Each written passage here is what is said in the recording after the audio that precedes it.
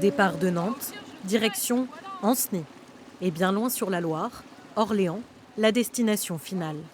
Ces aventuriers sortis d'un autre temps se sont lancés le pari de remonter le fleuve sur 350 km. Pas forcément des bateaux traditionnels.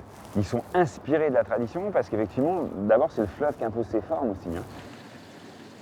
On a parfois des bateaux complètement en bois, comme ceux-là, donc là c'est le cutéreux.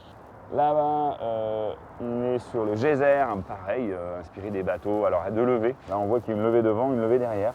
À l'origine de ce projet, des bateliers professionnels. Là, tac, tu prends là, tu fais ta boucle. Voilà. Ils apprennent à naviguer à des amateurs, propriétaires de bateaux de Loire. On s'était formé pour savoir si un mât, une voile, ça nous correspondrait, si on allait s'en sortir. Voilà, c'est toute une aventure en fait.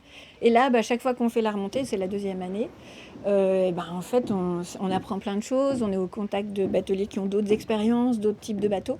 Donc ouais, c'est génial.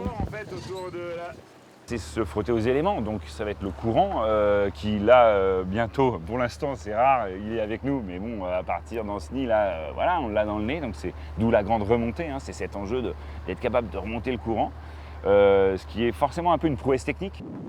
Une prouesse technique qui avait pourtant presque disparu au XIXe siècle. C'est le chemin de fer qui rend obsolète l'idée de faire de la Loire un axe de circulation.